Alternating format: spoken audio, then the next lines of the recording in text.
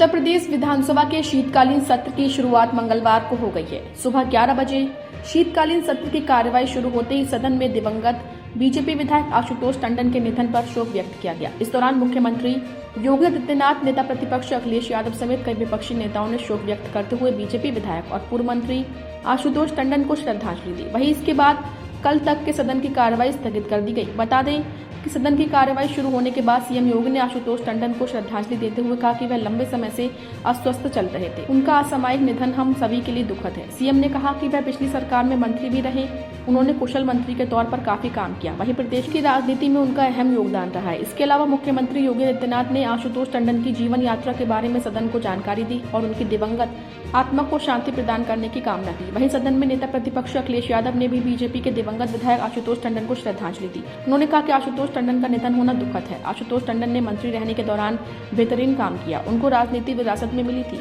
उनके निधन से उत्तर प्रदेश ने एक कुशल युवा नेता को खो दिया है। अखिलेश यादव ने कहा कि भले ही वो हमारे बीच नहीं है, लेकिन उनकी यादें हमेशा हमारे साथ जुड़ी रहेंगी।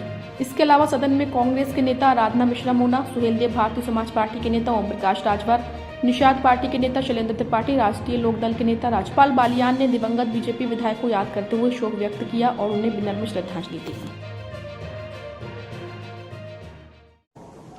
वे लंबे समय से अस्वस्थ चल रहे थे। उनका समय निधन हम सब के लिए दुखद है। आशुतोष टंडन इस सदन के वरिष्ठ सदस्यों में से थे। वर्ष 2014 के उपचुनाव में निर्वाचन क्षेत्र लखनऊ पूर्व से वे भारतीय जनता पार्टी के टिकट पर पहली बार विधानसभा सदस्य निर्वाचित हुए। तत्पश्चात वर्ष 2017 तथा 2022 में लगातार तीसरी बार इस सदन के लिए निर्वाचित हुए। वे विधानसभा की नियम समिति, प्रश्न एवं संदर्भ समिति तो वर्तमान में विशेषाधिकार समिति के सदस्य थे। 2017 से 2022 तक उन्होंने सरकार में कैबिनेट मंत्री के रूप में भी कार्य किया। प्राविधिक शिक्षा एवं चिकित्सा शिक्षा तथा नगर विकास विभाग के मंत्री के रूप में उन्होंने अपने दायित्व का कुशलतापूर्वक निर्वहन भी किया। एक कुशल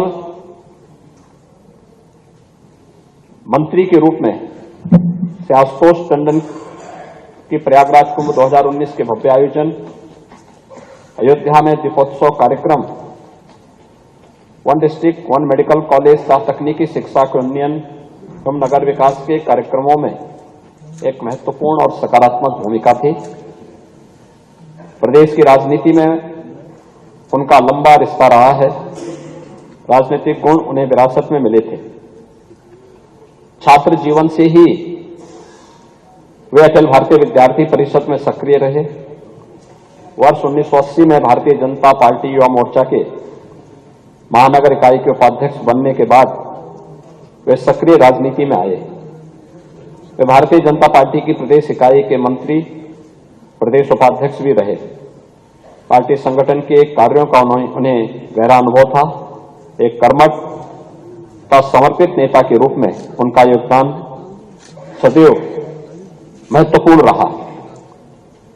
आशुतोष टंडन की छवि एक सरल और व्यवहार कुशल व्यक्ति के रूप में थी।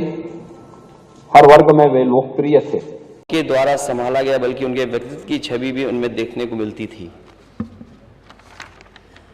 श्री आशुतोष टंडन गोपाल जी एक अत्यंत मिलनसार, मृदुभाषी और एक सरल व्यक्तित्व नेता के रूप में लखनऊ की जनता में बहुत ही लोकप्रिय थे।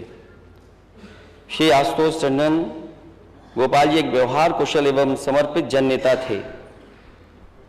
अपने क्षेत्र के विकास कार्य तथा समाज के वंचित एवं गरीब वर्गों के उत्थान के लिए वो सतत प्रयत्नशील रहे।